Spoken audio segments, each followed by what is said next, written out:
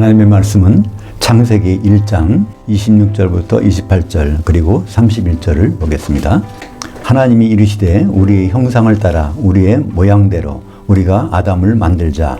또 그들로 바다의 물고기와 하늘들의 새와 가축과 온 땅과 땅에 기는 모든 것을 짓밟게 하자 하시고, 하나님이 자기 형상 곧 하나님의 형상대로 그 사람을 창조하시되 수컷과 암컷을 창조하시고, 하나님이 그들에게 복을 주시며 하나님이 그들에게 이르시되 생육하고 번성하여 땅에 충만하라. 땅을 정복하라. 바다의 물고기와 그 하늘들의 새와 땅에 움직이는 모든 생물을 짓밟으라 하시니라. 31절 하나님이 지으신 그 모든 것을 보시기에 심히 좋았더라.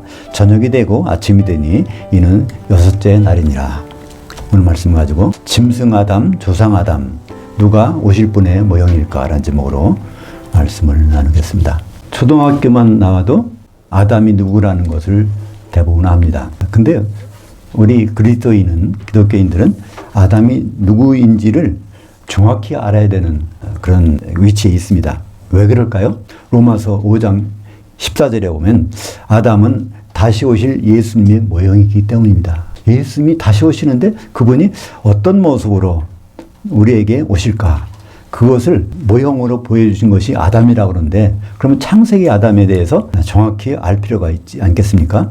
왜냐하면 성경은 분명히 창세기 아담이 둘이라고 말합니다. 창세기 5장 1절에 보면 하나님이 사람을 창조하신 그 날에 하나님의 모양대로 아담을 지으시되, 그래서 창조된 인간이 있고 또 같은 날에 제조된 아담이 있다는 것을 성경은 분명히 말하고 있거든요. 근데 전통신학에서는 이것을 극구 부인합니다. 아담은 하나뿐이라는 거예요. 이것은 전통은 전통이지만 성경을 왜곡하고 있는 것입니다. 성경은 문학작품이 아닙니다. 문학작품은요, 같은 걸 표현할 때도 단어를 계속 바꿔야 합니다. 똑같은 단어를 반복하는 것은 문학작품을 쓰는데 이거는 위반이죠. 그렇지 않습니까? 똑같은 상황을 얘기할 때도 한 번은 이 말로 하고 한 번은 다른 말로 해서 그거를 강조하는 것이 일반적이죠. 근데 성경은 그렇지 않습니다. 성경은 한 단어 한 단어 글자가 다 고유한 뜻을 갖고 계십니다. 하나님도 마찬가지입니다. 성경을 기록하게 하실 때 단어 하나에 대해서 그 의미를 부여하고 계신다는 것입니다. 근데 전통신학은 어떨까요? 그걸 다 무시하는 겁니다. 창조와 제조, 그건 같은 건데 표현만 다를 뿐이야. 그렇게 얘기합니다. 형상과 모양, 이것도 같은 것인데 언어를 다른 거로 썼을 뿐이야. 라고 얘기를 합니다. 동사의 시대도 마찬가지입니다. 완료와 미완료가 나오면 그것도 같은 내용인데 이렇게 표현할 뿐이야. 이렇게 얘기합니다. 단수와 복수가 나와도 이것도 복수를 쓸 때도 있고 단수를 쓸 때도 있어. 강조하기 위해서는 복수가 나와. 이런 식으로 다 합리화합니다. 이런 것들을 뭉뚱그려서 얘기하다 보니까 성경에 나와 있는 짐승처럼 영이 없는 혼만 있는 창조된 아담을 우리 조상으로 오해합니다. 또 이제 신년이 돼서 새해가 되면은 어떤 설교가 있을까요? 여러 가지가 있지만 복 받으라는 얘기를 합니다. 그죠? 창세기 1장 28절에 보면 하나님께서 사람들에게 복을 내려주셨다. 생육하고 번성해서 땅에 충만하고 땅을 다스리고 모든 생물을 다스리라는 이런 엄청난 복을 주셨으니까 우리는 그 하나님의 질서 속에서 이걸 잘 지키면 우리는 이 땅에서 복 받고 장수한다. 이것이 신년의 첫 설교로 많이 나오지 않습니까? 근데 그것은 우리 조상 아담을 얘기하는 것이 아니라 전혀 다른 아담을 얘기하고 있는 것입니다. 창세기 1장 26절에서 처음으로 아담이라는 단어가 등장합니다. 우리의 형상을 따라 우리의 모양대로 아담을 만들자, 이렇게 말씀하십니다. 여기서 창조라는 얘기가 아니라 만들자라는 동사 아싸가 나오고요. 창조는 빠란데 만들자는 아싸입니다. 창조는 무에서 유가 나오는 것이고 제조는 재료가 변형되는 것입니다. 전혀 다른 것이죠. 그리고 특히 여기서 만들자는 이것은 미완료입니다. 앞으로 이렇게 할 계획을 말씀하신 것입니다. 그리고 그 다음에 바로 나와요. 그들로 모든 생물을 짓밟게 하자는 말이 나옵니다. 근데 여기서 아담은 하나인데 그들로 짐승들을 다 짓밟는다는 얘기입니다. 그걸 우리말 번역은 다스리자라고 했는데 이거는 그냥 다스리는 것이 아니라 라다라는 것은 강제적으로 억압해서 길들인다는 단어입니다. 야생동물을 길들여가지고 이 세상에서 아담의 후손들이 사는데 지장이 없도록 만드는 그 의미가 바로 이 라다라는 짓밟다라는 단어인데 이걸 우리말 번역에는 그냥 다스린다라고 돼 있으니까 하나님이 우리 인간을 창조해서 만물을 다스리게 하셨다 이렇게 그냥 지나가 버리는 것이죠. 거기서 중요한 점 세 가지가 나오죠.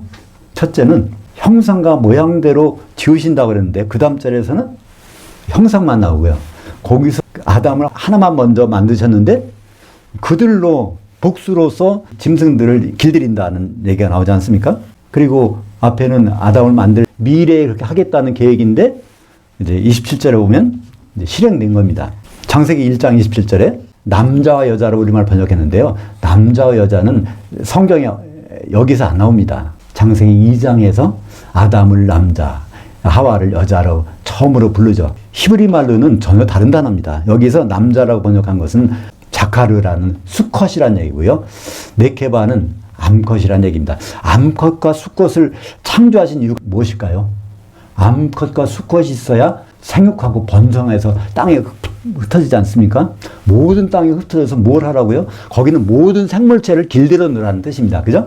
그래서 바로 여기서 그들로, 그래서 그들은 암컷과 수컷이고 자카르와 네케바가 되는 것입니다. 그러니까 더 핵심적인 것은 26절에서 아담을 지을 때 형상과 모양대로 그랬는데 둘 중에서 모양은 빠져버렸지 않습니까? 그러니까 창조된 인간은 하나님 모양은 없고 하나님의 형상만 있는 채로 창조된 것을 말씀하고 있습니다. 근데 전통신학에서는 모양과 형상은 비슷한 얘기니까 반복할 필요가 없으니까 성경에서 기록하다 빠뜨린 거야 이렇게 얘기합니다.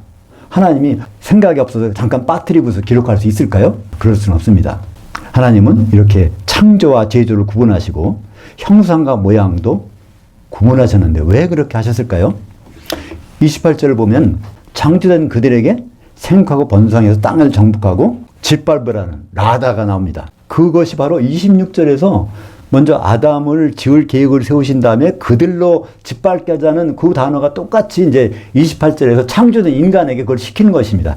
전혀 다른 얘기인데 그걸 그냥 아담을 짓고 아담을 통해서 짓밟게 한다는 이런 식으로 그냥 번역하는 것이 전통 신학입니다. 그렇게 설교를 하시고 지금도 바꾸질 않습니다.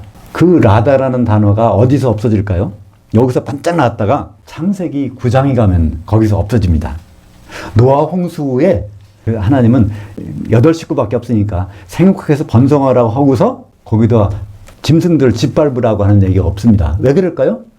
그 창조된 인간이 다 그들을 길들여 놨어. 그러니까 그들은 짐승은 알아서 인간 사람들에게 두려워하는 것입니다. 그래서 창세기 9장 2절에 보면 뭐라고 되어 있죠? 공중의 새와 바다의 물고기와 땅에 있는 모든 짐승들이 사람들을 무서워하더라. 이미 길들여져 가지고 사람만 보면 무서워하는 거예요. 누구의 업적일까요? 누구의 작품일까요?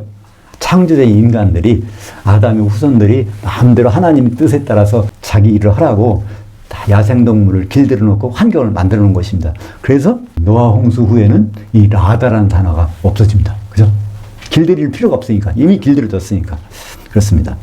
그러니까 너무나 선명하지 않습니까? 그러니까 제조된 아담에게는 어떤 명령이 주어졌을까요? 창세기 2장 14절에 보면 여호와 하나님이 아담을 이끌어 에덴 동산에 두어 그것을 경작하며 지키게 하시고 생육번성이라는 명령이 아니지 않습니까? 길들이라는 명령도 아니에요. 그러니까 에덴 동산 안에서 그 한 일이 있습니다. 에덴이라는 뜻은 무엇일까요?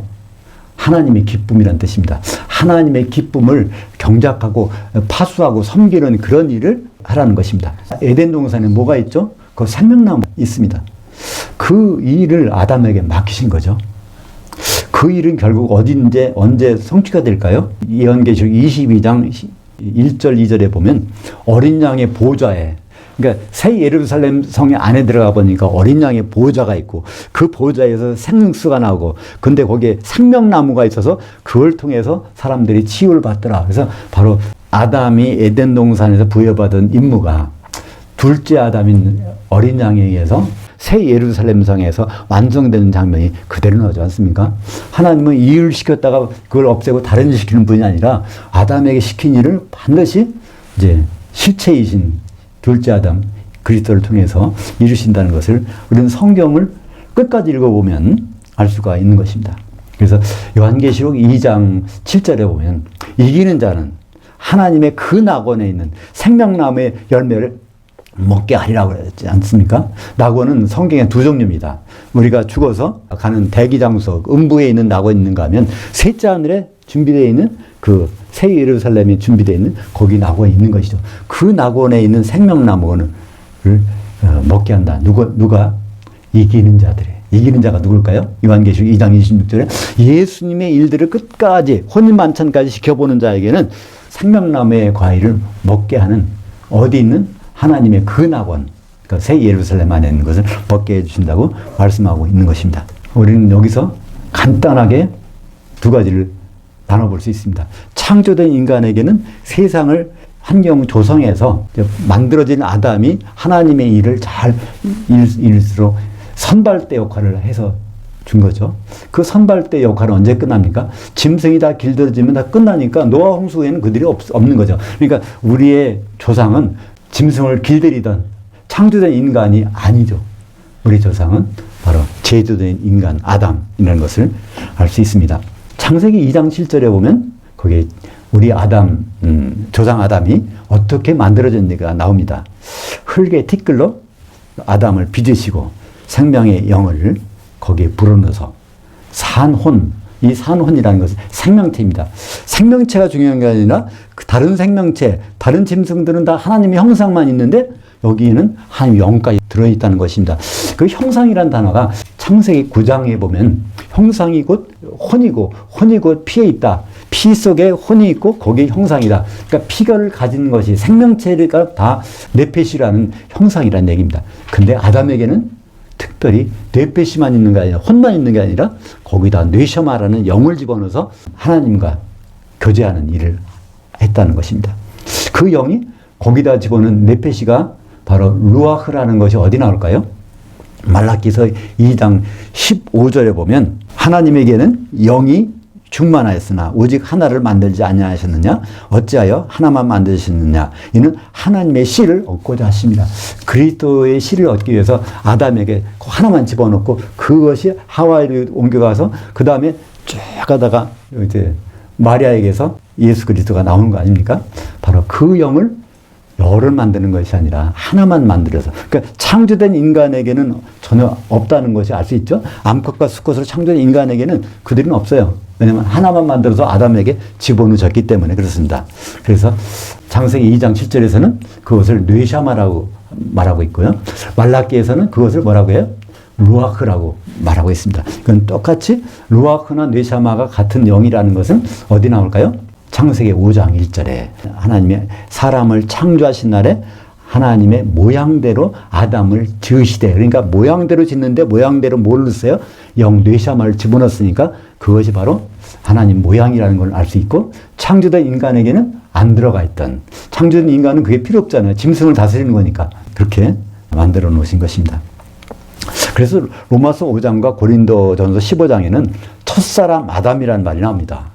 그러니까 이 말 때문에 전통신학에서는 첫사람 아담, 이 아담 그러니까 하나밖에 없잖아. 첫사람이 뭐 둘일 수 있어? 이렇게 말하는데 첫사람 아담이라는 것은 흙을 가지고 만들어진 그 아담, 우리 영을 가진 아담, 언제 처음 언급됐을까요? 창조된 인간은 창세기 1장 27절에서 언급돼요. 근데 그 전에 26절에서 첫사람 아담이 이렇게 만들자라는 계획이 먼저 나오지 않습니까? 그래서 우리 조상은 창조된 인간이 아니라 그 이전에 계획되고 실행된 영이 있는 아담이 우리의 조상인 것입니다. 오늘날 모든 인류는요, 창조된 인간의 피는 전혀 안 섞였어요. 그죠? 그들은 다 노아 홍수 때 없어졌으니까 모두 아담의 피가 섞인 사람들이 우리 인류가 되는 것입니다. 하나님은 그 제조된 아담의 피를 내서 그의 아내를 만들어 그에게 데려오신 후에 이렇게 말씀하셨습니다. 이러므로 남자가 그 부모를 떠나 그 아내와 앞에서 둘이 한 몸을 이루도록 하고야말이라. 이 아담을, 이 아담, 제조된 아담이 부모가 누굴까요? 그 하나님이시죠. 그죠? 제도된 아담이 있게 하게 한 그 부모는 바로 여호와 하나님 아니십니까? 그것이 앞으로 이렇게 하겠다는 생각을 말씀하셨는데 이것을 다른 사람들은 아무도 몰랐어요. 성경학자도 몰랐단 말입니다. 그걸 누가 처음으로 알게 됐을까요? 사도 바울이 셋째 하늘에 가서 다 비밀한 그 계시를 받아갖고 아는 내용이 에베소서 5장 31절에 바로 창세기 2장 24절 이 말씀이 뭔지 몰랐는데 그게 알고 보니까 큰 비밀이야. 그러면서 그리스도와 교회가 앞으로 혼인하는 것에 대해서 미리 말씀하신 것이라고 이렇게 되어 있는 것입니다. 그러니까 하나님이 아담을 빚으시고 이때 이러므로 남자가 그 부모를 떠나 그 아내와 앞에서 한 몸을 이루도록 하고야 말리라는 그 말씀을 하실 때 하나님은 뭘 떠올렸겠어요? 요한계시록, 그죠? 거기에서 어린 양이 그 아내와 혼인하는 그 장면을 연상을 하면서 이 말씀을 하셨겠지 않겠습니까? 하고야 말리라. 이건 반드시 하겠다는 건데 반드시 하는 일이 요한계시록 19장 6절에서 통치가 완성됐다 하면서 어린 양 혼인이 이르렀는데 그 아내가 준비됐다 하면서 그 말씀이 나오는 게 이것이 바로 창세기 2장 24절에 그 말씀이 이루어진 현장을 우리에게 보여준 것입니다. 창세기 3장 16절에서 아주 중요한 말씀이 나옵니다. 이건 선악과를 먹은 후예요. 먹은 후인데 하나님은 하와에게 뭐라고 하십니까? 너는 남편을 사모하고 남편은 너를 다스릴 것이니라. 근데 아담과 하와는 성경에서 볼 때 누구의 모형이죠? 아담은 오실자의 모형이고 하와는 그의 아내인 교회의 모형입니다. 그죠? 성경에서 아담과 하와는 그리스도와 교회의 모형을 설정해 놓으신 것입니다. 그러니까 너는 이럴 때 하와는 교회는 남편을 사모하고 교회는 그리스도를 사모하고 그리스도는 교회를 다스릴 것이니라. 이것이 앞으로 일어날 거라는 걸 미리 말씀해 주신 것입니다. 여기에 특히 사모한다는 말씀은요. 테슈카라고 해서 성경에 몇 번 안 나와요. 3번, 4번 정도 나오는 건데 떨어져 있는 연인끼리 아주 그리워하는 그 사모하는 마음을 테슈카라는 히브리 동사를 씁니다. 이 동사가 어디 나올까요? 아가서에 나옵니다. 거기서는 솔로몬이 그 술람 여인을 떨어져 만나고 싶어가지고 사모한다고 할 때 그 테슈카를 씁니다. 지금 우리는 신랑 되실 분과 떨어져 있는 거예요. 근데 그분을 사모해야 돼. 다른 거 갖고 마음 뺏기는 것이 아니라 그분을 사모해야 되고 그렇게 되면 결국 그 남편이 만나서 그를 다스린다는 것입니다. 이때 다스린다는 것은 마샬, 라다가 아닙니다. 라다는 짐승 짓밟는 거고요. 이때 다스린다는 것은 메시아로서 통치하는 겁니다. 이 마샬이라는 단어가 어디 나올까요? 미가 5장 2절이 나오지 않습니까? 베들레헴 에브라다야 너는 유대의 고을 중에서 굉장히 조그맣지만 내게서 이스라엘을 마샬할 자가 거기서 나온다는 거예요. 예수 그리스도가 그 마샬할 뿐입니다. 예수 그리스도가 그 아내의 교회를 통치한다는 그 내용이 그 마샬이라는 단어입니다. 이렇게 하나님은요, 다스린다는 것도 같은 단어를 사용하지 않으세요. 라다를 사용할 때가 있고 마샬을 사용할 때가 있고 이걸 구분해서 놓는데 우리말 성경은 그걸 다 다스린다고 그러니까 똑같이 창조된 인간이나 뭐 제주된 아담이나 같은 거겠지 이렇게 생각하게 번역을 해놓은 것입니다. 성경은 결론인 요한계시록이죠. 요한계시록 22장 20절이 성경의 마무리입니다. 거기 뭐라고 되어 있을까요? 내가 속히 오리라. 그리고 사도 요한이 주여 어서 오시옵소서. 이걸 그냥 평범한 말로 보시지 마세요.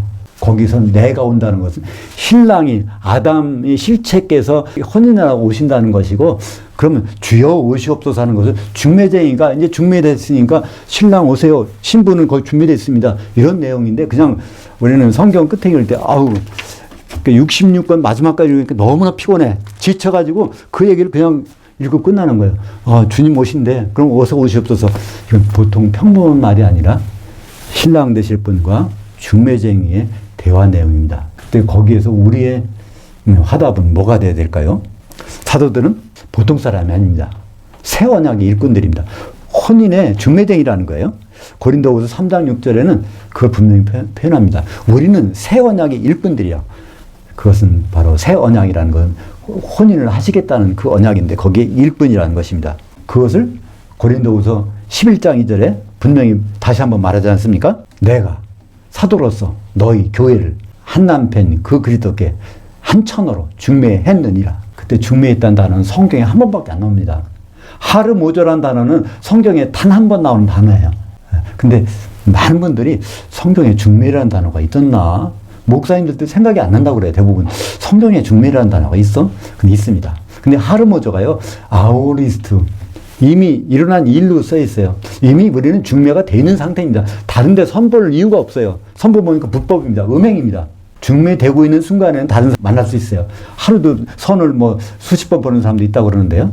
여기저기 가서. 근데 이건 우리 이미 중매가 끝났기 때문에 더 다른 데다 마음을 팔 여지가 없는 것입니다. 하나님이 경륜에서 사도들과 성도들은 이는 엄격하게 구분합니다. 우리는 흔히 이상한 오류를 범합니다. 예수님이 마태복음 28장 19절 20절에서 너희는 가서 모든 족속으로 제자를 삼으라고 하니까 우리는 빨리 가서 전 세계 다니면서 국내에서 전도하고 해외 선거를 해서 이 일을 해야 된다. 근데 예수님은요, 거기 보면 사도들에게 말하신 거예요. 사도 중매쟁이한테 가서 빨리 중매를 완성하라 하는 얘기인데, 결혼 당사자가, 혼인 당사자가 중매하러 다니면은 혼인은 언제 이루어질까요? 이 일은 바쁘게 돌아가는 것 같지만은 결코 혼인은 이루어질 수 없을 것입니다. 중매쟁이 하는 일이 따로 있고 혼인 당사자가 준비할 일이 따로 있는 것입니다. 이것을 성경은 엄격히 구분해서 말씀해 주고 있는 것입니다. 그것을 더 확인해 주는 말씀이 있어요. 결정적으로 확인해 주는 말씀이 있습니다. 요한계시록 21장 14절. 어린 양의 신부인 새 예루살렘을 떠받치고 있는 것이 12사도 중매쟁이들이 끝까지, 혼인이 끝난 다음에도 혼인이 혹시나 흔들리면 안 되니까 끝까지 받쳐주고 있는 장면이 나오지 않습니까? 이래도 사도들의 일이 성도들의 일로 둔갑할 수 있습니까? 이것은 구분돼서 완성할 때까지 이루어져야 되는 것이죠. 마지막으로 요한계시록 22장에서 어린 양의 보좌와 생명나무에 있는 그 새 예루살렘, 생명나무가 에덴 동산을 지키고 파수하고 하라고 하신 그 명령이 둘째 아담인 그리스도를 통해서 이루어지는 것입니다. 우리 창세기 1장은 31절로 끝납니다. 근데 31절을 읽으시면서 조금 왜 이럴까 이런 생각을 안 해보셨습니까? 다시 한번 볼까요? 하나님이 지으신 그 모든 것을 보시니 보시기에 심히 좋았더라. 저녁이 되고 아침이 되니 인 6째 날이다. 그러니까 보시기에 좋았다란 말이 7번 나오는데요. 그 6번째 날에는 보시기에 심히 좋았다는 거예요. 6번째 날에 무슨 일이 있었을까요? 6번째 날에 인간 창조가 나옵니다. 그죠? 근데 5장 1절에 보면 그날에 마지막으로 한 일이 있어요. 사람을 창조하신 그날에 하나님의 모양대로 아담을 지으시되, 신랑이신 어린 양의 모습을 거기에서 딱 나오니까 하나님은 이미 남자가 그 부모를 떠나 아내와 앞에서 한 몸을 이루는 그 현장, 요한계시록을 그 현장을 보셨기 때문에 심히 기뻐하지 않으셨겠습니까? 그 지구상에 그 신랑 될 그분의 모형이 딱 나타나니까 그 혼인 장면까지도 생각하시면서 보시기에 심히 좋았더라. 토부가 좋았더라는데 메오드 토부, 아주 최상급으로 좋으신 하나님의 기쁨이 거기서 발견되는 것입니다. 에덴 동산 말씀드린 대로 하나님의 기쁨입니다. 하나님의 기쁨을 경적하고 파수하는 일이 아담에게 주어졌는데 바로 그 일이 둘째 아담인 그리스도를 통해서 이루어지는 현장. 그것이 성경 창세기부터 요한계시록까지 한 틈도 빠지지 않고 촘촘히 엮어낸 하나님의 비밀입니다. 그러므로 수컷과 암컷으로 창조된 생육번성의 복을 받은 그 아담은 우리 조상이 아닙니다. 그것 가지고 하나님 우리를 복 주시겠지, 열심히 하나님 잘 믿으면 이 세상에서 생육번성하고 자녀도 많이 낳고 복을 받으리라, 그 생각은 번지수가 잘못된 것입니다. 어떤 그 성묘하는 날 어디 가서 다른 데 가서 성묘하고 있으면, 조상은 딴 데 있는데 여기 하고 있으면 이것처럼 해프닝 웃은 일이 없지 않겠습니까? 우리 아담이 그 창조된 인간이 우리 조상으로 알고 그를 따라서 하면 하나님 복 주시겠다고 하면은 이건 엉뚱한 번지수로 가는 거 아닙니까? 창조된 인간은 절대로 우리 조상이 아닙니다. 아담, 에덴 동산, 하나님의 기쁨을 지키는 그 아담이 바로 우리의 조상이고요. 그 기쁨, 히브리서 12장 2절에서 믿음의 창시자요 종결자이신 예수를 바라보자. 예수님이 십자가를 지신 이유는 그 십자가만 지면은 그 너머에는 그 기쁨, 여성명사, 그 아내가 준비되어 있다는 그것 때문에 지셨다고 고백을 하고 있지 않습니까? 우리가 에덴을 통해서 하나님의 기쁨인 어린 양의 신부, 신랑 되신 예수님이 만나는 장면을 생각하고 나가야 될 것입니다. 성경의 요한계시록 마지막 부분 다시 한번 읽어볼까요? 내가 진실로 속히 가리라 하시거늘 아멘 주 예수여 오시옵소서. 여기엔 신랑 되신 그리스도와 중매쟁이인 요한이 화답하는 장면입니다. 여기 한 당사자가 빠졌습니다. 누가 빠졌을까요? 우리 성도들, 교회가 빠졌습니다. 우리는 이 성경의 마지막에 기록된 신랑과 중매쟁이의 대화를 생각할 때 우리는 그냥 멍하니 다른 데다가 마음을 뺏길 수 있겠습니까? 이 그리스도와 사도 요한의 마지막 대화 가운데서 우리의 지금 현 상태를 확인할 수가 있는 것입니다. 성령의 기름을 준비해서 부디 둘째 아담을 만나는 날 영벌 대신에 영생에 들어가시기를 주의 이름으로 축원합니다. 기도하겠습니다. 하나님 아버지, 오늘 아담에 대해서 하나님 말씀을 다시 촘촘히 보았습니다. 분명합니다. 마지막 대화가 신랑이 중매쟁이한테 오겠다고 하는 그 대화인데 우리가 거기에 화답하면서 주님 만나는 준비를 할 수 있도록 인도하여 주시옵소서. 예수님 이름으로 기도합니다. 아멘.